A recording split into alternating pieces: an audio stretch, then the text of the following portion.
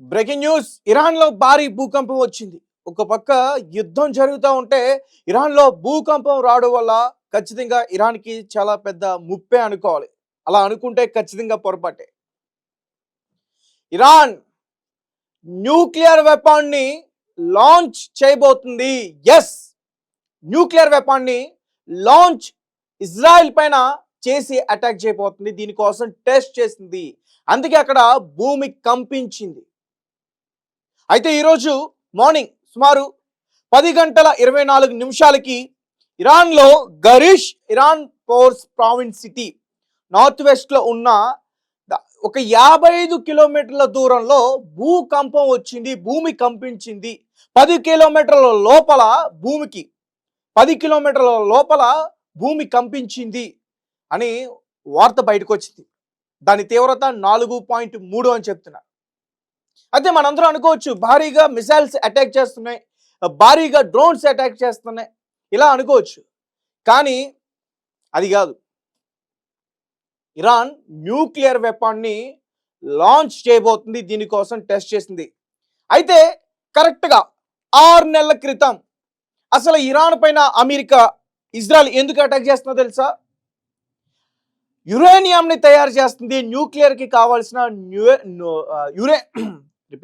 న్యూక్లియర్కి కావాల్సిన న్యూక్లియర్ వెపన్ని తయారు చేయడానికి కావాల్సిన యురేనియంని నిల్వలు ఉంచింది భూగర్భంలో. సో దానిపైన అటాక్ చేయడం కోసం వీళ్ళు ప్లాన్ చేశారు. బట్ అప్పుడు బిస్కెట్ అయింది.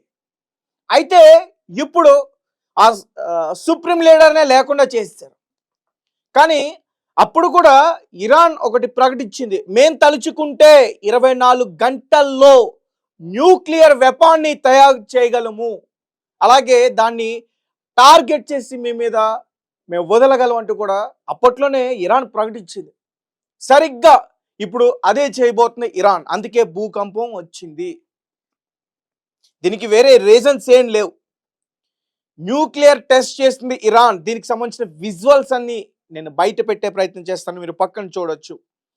సాధారణంగా న్యూక్లియర్ వెపన్కి తయారు చేయడానికి కావాల్సిన యురేనియం 80 to 90%, కానీ ఇరాన్ 60 to 70% వరకు కూడా దాన్ని తయారు చేయగలిగింది. సో ఇప్పుడు తమ శత్రు దేశాలు ఏవైతే తమ దేశాన్ని టార్గెట్ చేసి తమ ప్రజల్ని, తమ లీడర్స్ని, తమ మిలిటరీని అంతం చేస్తున్నారో వారిపైన యుద్ధం ప్రకటించింది ఆల్రెడీ. ఇప్పుడు వెపన్ని లాంచ్ చేయబోతుంది. ఒకసారి దీనికి సంబంధించిన క్లియర్ ఇన్ఫర్మేషన్ అని ఒకసారి చెప్పేందుకు ప్రయత్నిస్తాను.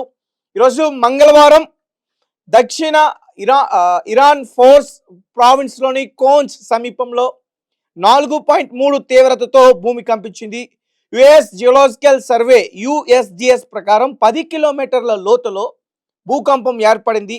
స్థానిక ఇరాన్ సమయం ప్రకారం ఉదయం 10 గంటల 24 నిమిషంలో ఈ భూకంపం ఏర్పడింది.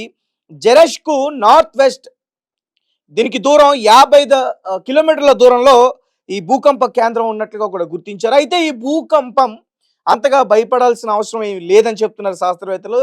ఇది సాధారణంగా కంపించడం అన్నారు. ఏపీ సెంటర్ దగ్గర భూమి కదినట్లుగా అనిపిస్తుందని చెప్పారు. ఎటువంటి ప్రమాదం లేదని ఇరాన్కి సంబంధించిన అధికారులు కూడా చెప్పారు. అయితే సీరియస్ డ్యామేజ్, గాయాలు అయినట్లు ఎటువంటి సమాచారం ఇంకా బయటకైతే రావలేదు.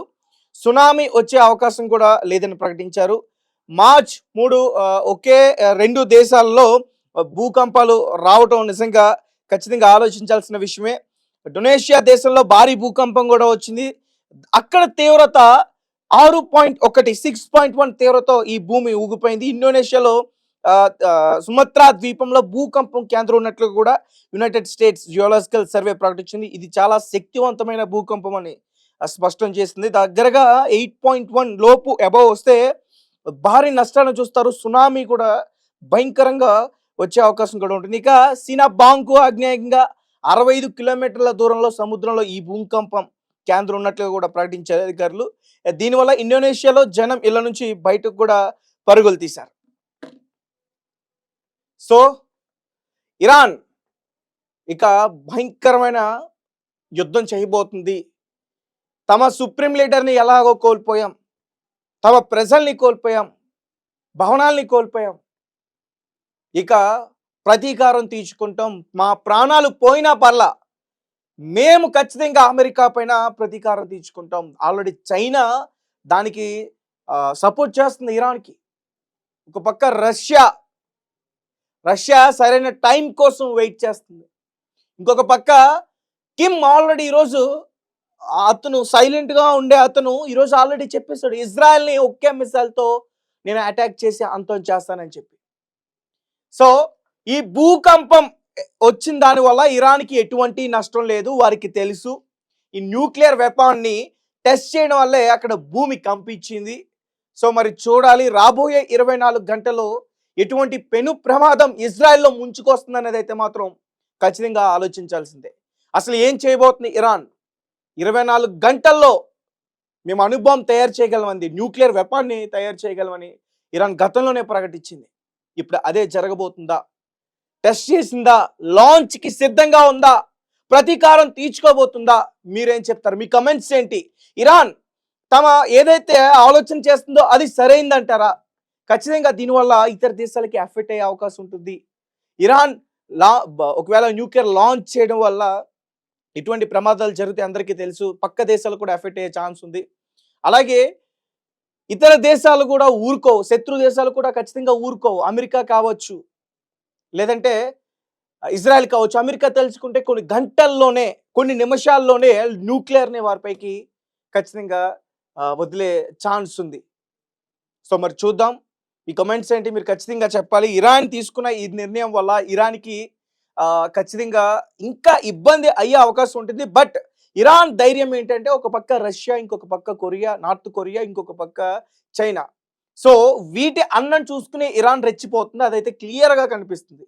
ఇరాన్ దగ్గర అంత సైనిక బలగం లేదు, ఇరాన్ దగ్గర నావీ బలం లేదు, ఇరాన్ దగ్గర ఎయిర్ ఫోర్స్ బలం లేదు, ఇరాన్ దగ్గర మిసైల్స్ అన్ని ఖాళీ అవుతూ ఉన్నాయి, ఇరాన్ దగ్గర న్యూక్లియర్కి సంబంధించిన ఇంకా పూర్తి స్థాయిలో కాలేదు. అయినా సరే ఇరాన్ అమెరికాకి సంబంధించిన స్థావరాలపైన అటాక్ చేసేందుకు ప్రయత్నిస్తుంది. సో ఖచ్చితంగా ఆలోచించవచ్చు ఎవరు సపోర్ట్ చేస్తున్నారు ఏంటి అనేది. ఆల్రెడీ చెప్తున్నారు చైనా శాటిలైట్ ఇమేజెస్ని యూజ్ చేసుకుని అటాక్ చేస్తున్నారని చెప్పి. సో చూద్దాం. ఇది ఇరాన్కి ఈ భూకంపం వల్ల ఎటువంటి ఎఫెక్ట్ అయితే లేదు. పాపం ఒక పక్క ఇరాన్ పైన మిసైల్ చేసేస్తున్నారు, ఇంకొక పక్క ప్రకృతి కూడా ఇరాన్ మీద పగబట్టింది, అందుకని ఇరాన్లో భారీ భూకంపం వచ్చేసింది అనుకుంటున్నారు. కాదు, ఇరాన్కి తెలుసు తాము ఏం చేస్తాం అనేది ఇరాన్కి తెలుసు. సో చూద్దాం రాబోయే కొన్ని గంటల్లో ఎటువంటి మార్పులు వస్తాయి ఈ యుద్ధంలో. Thank you for watching. Thank you so much.